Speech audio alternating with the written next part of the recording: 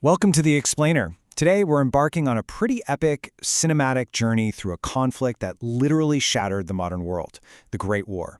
It's honestly hard to even wrap your head around the sheer scale of the tragedy that kicked off in the summer of 1914, which started as just this regional dispute in southeastern Europe, mutated almost overnight into a global catastrophe that completely rewrote borders, military doctrines, and human history as we know it. Here's our strategic map for today. 1. The main causes. 2. The assassination spark. 3. Global theaters of war. 4. Total war and stalemate. And 5. A legacy of conflict. Let's jump right in. Section 1. The main causes. We're looking at the decades of tension across Europe that built up to this. To understand the explosion, we first have to understand the powder keg, right? Historians point to 4 massive, interconnected forces that made a war of this magnitude possible, and they fit perfectly into the acronym MAIN: militarism, alliances, imperialism, and nationalism. This wasn't some overnight phenomenon.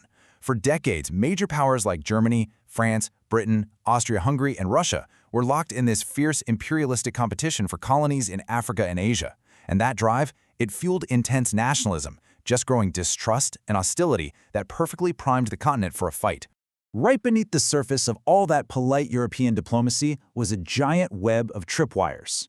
By the early 1900s, Europe had essentially split into 2 heavily armed alliance blocs. On one side, you had the Triple Alliance, with Germany, Austria-Hungary, and Italy. On the other, the Triple Entente, linking France, Russia, and Britain. Because of these mutual defense pacts, an attack on one was treated as an attack on all. So any localized crisis was practically guaranteed to drag the whole continent into the fire. And backing up those alliances was militarism. Thanks to rapid industrialization, governments were expanding their armies and navies at record-breaking rates. Germany's industrial rise, for example, directly challenged Britain's economic supremacy, which sparked this massive Anglo-German naval race. When you look at the staggering scale of this arms race, it creates this real sense of impending doom. It really wasn't a matter of if these weapons would be used, but when. Which brings us to Section 2, the assassination spark, the localized crisis that ignited a continent.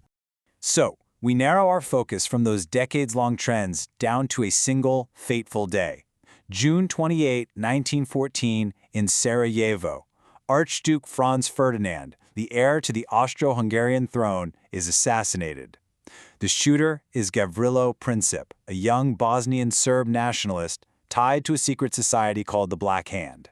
It's a stark, incredibly heavy fact of history that the actions of this one man essentially pulled the trigger on the 20th century.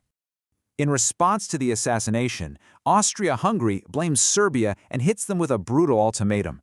We're talking harsh, punishing demands for sweeping compliance. Serbia actually accepted most of it, but crucially, not all of it. And that was all the excuse Austria-Hungary needed. They declared war. From there, the dominoes fall, and they fall fast. The safety mechanisms of European diplomacy just completely melt down.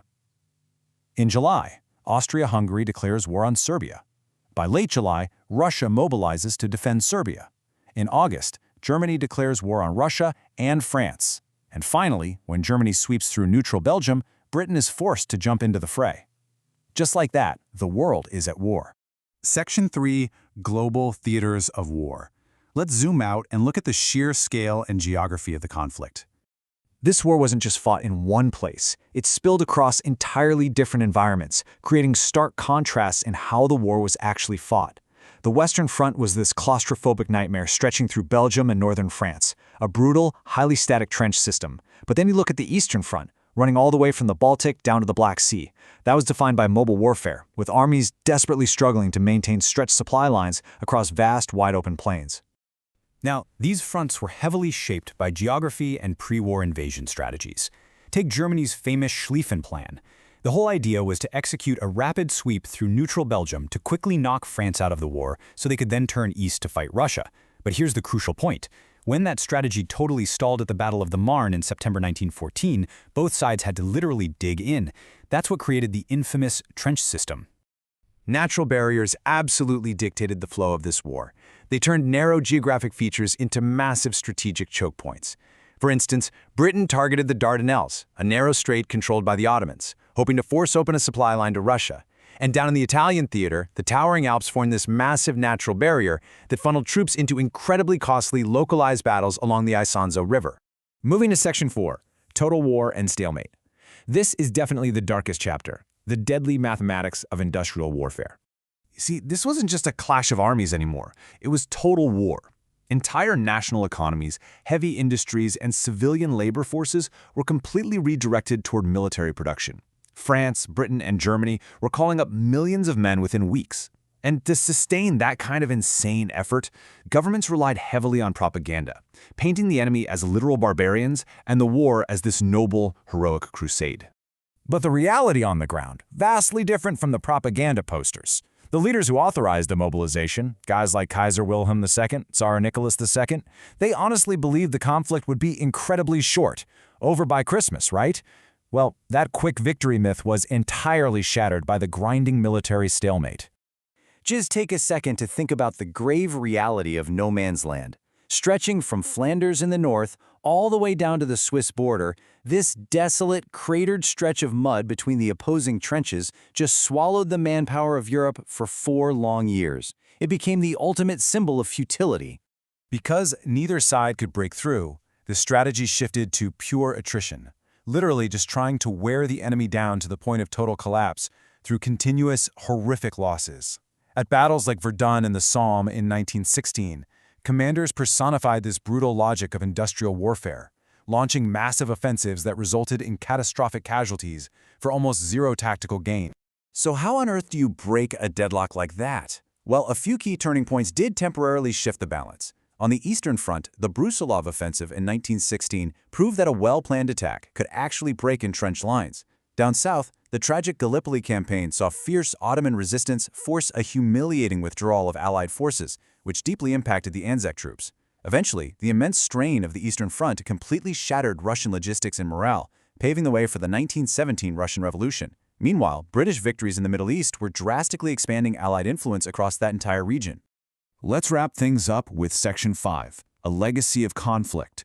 We're looking at the fallout from Versailles to a Second World War.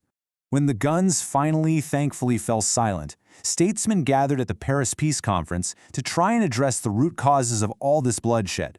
They redrew borders and created the League of Nations. But ultimately, they crafted a punitive peace treaty.